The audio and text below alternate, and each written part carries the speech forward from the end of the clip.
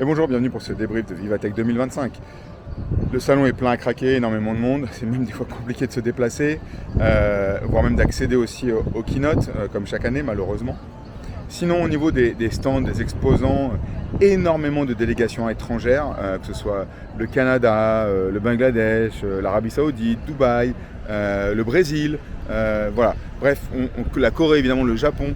La Chine est aussi très fortement présente ici avec un énorme stand. On sent quand même qu'il y a vraiment cette volonté des pays étrangers à attirer les pépites et les talents français dans leur écosystème, mais aussi à démontrer les startups et les solutions qu'ils peuvent avoir sur leur territoire. Globalement, au niveau de mes coups de cœur, entre guillemets, Abs, que j'aime bien, qui est casque Neurotech ECG, qui va analyser vos émotions, notamment avant le lancement de produits, donc pour faire des tests consommateurs avec des données fiables sur leur ressenti, leur perception grâce aux ondes cérébrales. On a également Safety. Safety, alors on a des gros sujets en ce moment sur la sécurité, notamment on a vu des entrepreneurs se faire enlever dans la crypto, mais pas que, des agressions et ainsi de suite malheureusement.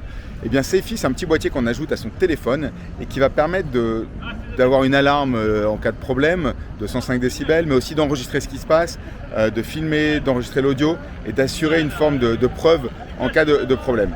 C'est très très intéressant et ça permet de répondre à une problématique actuelle sur cette sécurité de l'individu.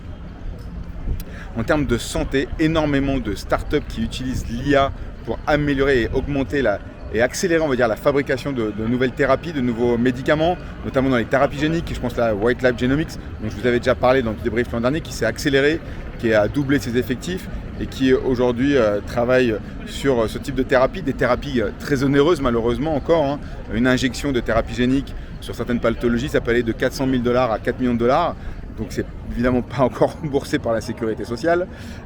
Et du coup, en complément, peut-être pour pallier à cela, faire du préventif avec des compléments alimentaires. Et ça, c'est ce que propose Vion, une société barcelonaise qui a son petit device qui va analyser vos capteurs biologiques, analyser vos données, et puis va créer vos compléments alimentaires adaptés, personnalisés. On parle beaucoup de quantique sur les salons américains comme South By, et bien ici aussi on en parle avec Alice et Bob, Pascal, mais aussi CryptoNext. CryptoNext qui est une société de cryptographie post-quantique, donc qui pourrait sécuriser tous les éléments, tout le domaine financier, l'armée, grâce à ses algorithmes de cryptographie à l'heure du quantique, puisque vraiment il y a des sujets de sécurité. Et puis des pépites qu'on a déjà vues sur d'autres salons comme Bink sur l'IA générative, également dans le retail, des startups comme Auton sur la logistique, mais aussi Trustplay sur les passeports numériques. Moi j'aime bien également aussi Mycel, une startup coréenne qui permet de créer une copie de cuir, simili-cuir on va dire, à partir de champignons grâce au mycélium. Et sachez qu'ils font évidemment toutes les assises dans les automobiles Hyundai, donc en Corée. C'est assez dingue. Et puis on peut imaginer les canapés et autres. Donc là, pas besoin pour le bien-être animal, c'est très intéressant parce que là on n'a pas besoin de cuir de vachette et ainsi de suite. C'est le champignon qui va fabriquer tout ça. D'ailleurs sur la Corée, pas mal de sociétés autour du gaming. D'ailleurs Givaudan ici présentait son activation dans Roblox, et ça c'est très intéressant, c'était le seul stand à en parler clairement, parce que quand on sait les chiffres d'utilisateurs de Roblox, 380 millions par mois, les marques ont tout intérêt à s'y positionner.